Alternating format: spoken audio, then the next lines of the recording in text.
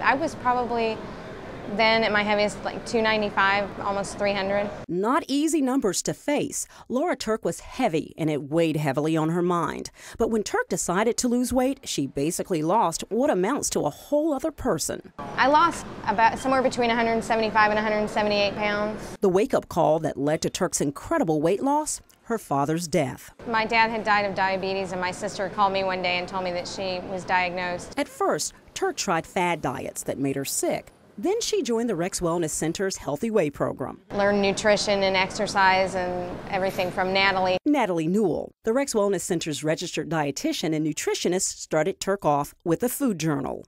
That is the first aha that they usually have, is when they sit there and they say, I didn't think I was eating that much, or I didn't realize I was sitting down at nighttime and grazing as much as I was. The biggest help for me was keeping a food journal, because I think that allowed me to get a lot of feedback from Natalie on the right things I was doing or the wrong things I was doing. The wrong things include whole milk and whole cheese, laden with saturated fat. Anybody over the age of 2 doesn't need to be drinking anything whole milk. And most of us only need a skim or 1% milk. It's going to have the recommended amount of vitamins and minerals you need. The hit list also includes white starches like white bread, white rice, and white pasta. But you do need carbs, the right carbs. Carbohydrates are our fuel.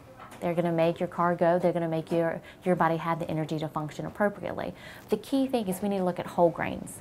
Majority of your starches and breads need to come from whole grains. Right bites include plenty of fruits and vegetables and palm-sized, not supersized servings of protein. Even with diet and exercise and support from her husband Glenn, like everyone, Turk hit her plateaus.